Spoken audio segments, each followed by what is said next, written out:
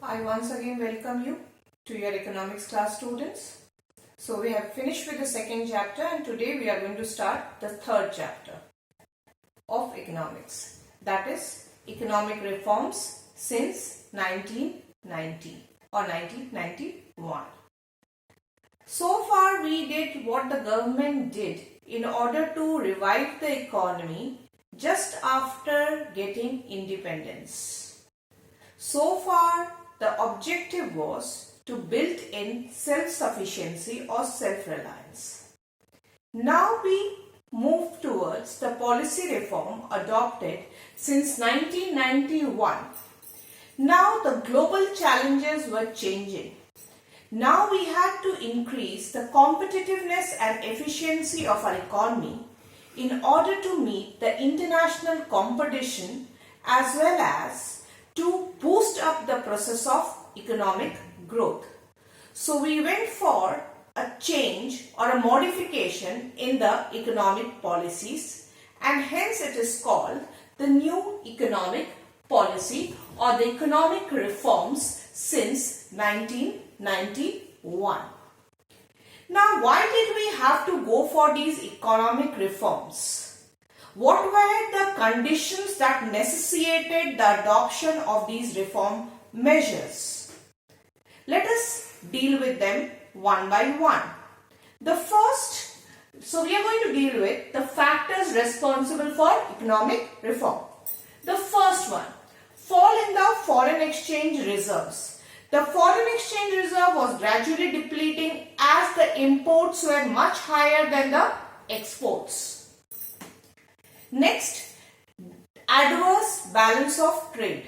The balance of trade was unfavorable because the quantity or the volume of import was much higher than the volume of export. Thus, there was greater outflow of foreign exchange rather than the inflow of foreign currency into the economy. Next, mounting fiscal deficit. As the government had taken up so many programs and projects to bring about and accelerate the economic development process, the public expenditure had increased multiple times. Thus, the mounting burden of the increasing public expenditure also added a burden on the government to reform the existing policies and bring out a new order into the economy. Next, rise in prices. Inflation had hard hit the economy. Prices of goods and services were rapidly rising, and now it was important for us to increase the growth rate and the GDP of the economy to put a check on these rising prices. Next, failure of public enterprises. The public sector was not performing impressively. The output and the income generated from this public sector was very low, as the basic objective were welfare and profit was being neglected. The performance was highly dissatisfactory. Gulf crisis. The rising prices of crude oil also necessitated an implementation of a new economic order and reform the existing policies, and India had to pay huge foreign exchange for these oil, and the rising prices of oil in the international market necessitated a change in the existing policy. Next, high rate of deficit financing.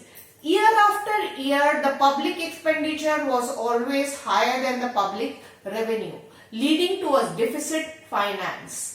When the public expenditure exceeds the public revenue, we call it deficit financing. And due to continuously the rise in the public expenditure, then the revenue for coming consecutive years, there was an era of deficit financing, adding to the monetary burden of the government. And lastly, the collapse of the Soviet bloc. The disintegration of the socialist republic also was another reason leading to economic reform in India. Now, what is this new economic policy? It refers to the economic reforms introduced since 1991. So, the policies that the government had brought about after 1991 in order to revive the economy from all these difficulties and factors as discussed above. These new policy measures adopted to boost up the process of economic development was known as the new economic policy or the new economic reform, popularly also known as the LPG policy. The LPG policy stands for L, liberalization, P, privatization, G, globalization. So the new economic reform, we are going to now, the new economic policy, we are going to now deal it in detail. First, let us know what are the objectives behind the new measure, new economic policy. The new economic policy aimed at bringing about an improvement or reform in the economy in a twofold manner.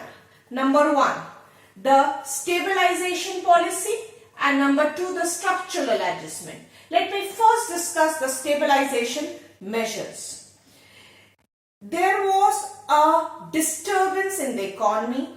There was rapid fluctuation in the prices of goods and commodities, inflation prevailing in the economy, deficit in the balance of trade, depleting foreign exchange reserve.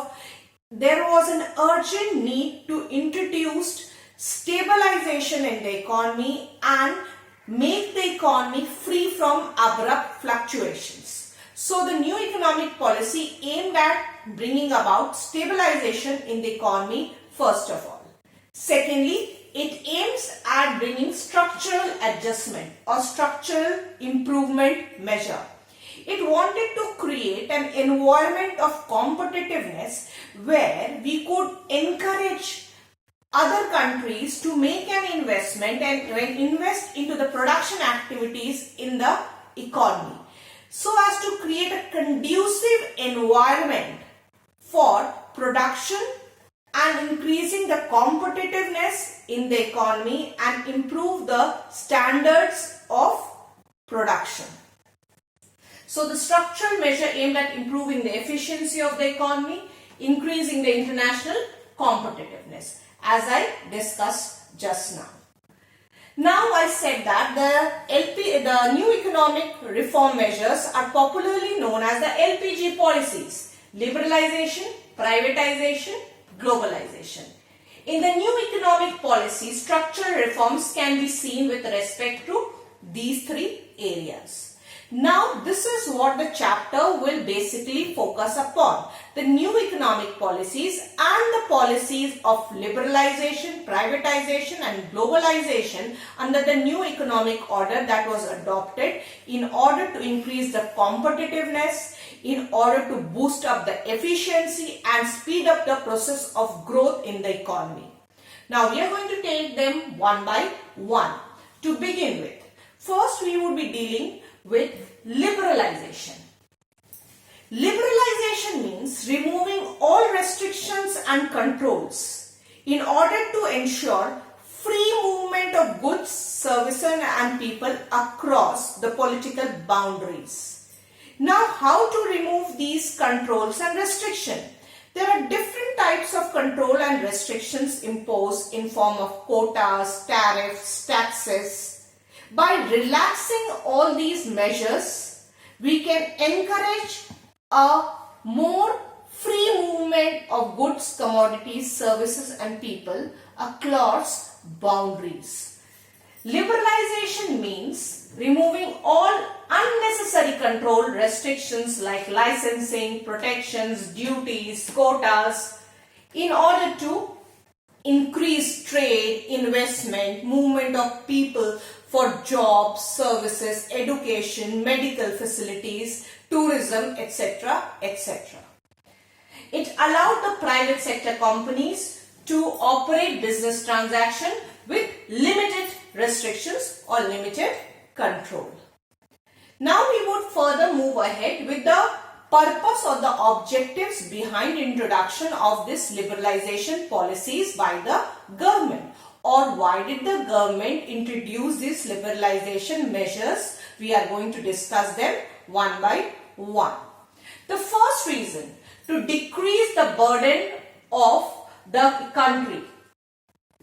Debt burden of the country. As I said that the exports were less and imports were much higher. Thus, there was a problem. The problem was depletion in the foreign exchange reserve. It was very important for the economy to overcome this burden of debt and increase or expand foreign trade and correct the deficit in the balance of trade. Next, expand the size of market. To encourage foreign trade and explore market beyond domestic boundaries, it was necessary for the country to sell the goods that are being produced not only in the country but outside the country by relaxing trade barriers. Increase competition among domestic industries. To increase the standard and efficiency of the domestic production industries by bringing them into competition with foreign manufacturers and other goods and services which are of superior quality and being manufactured around the world. And then to encourage export and import of goods and services.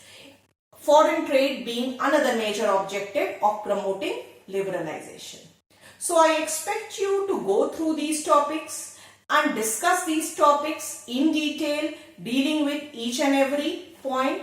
So your assignment for this week would be to deal with all the topics that have been discussed today and the economic policy measures under liberalization in detail.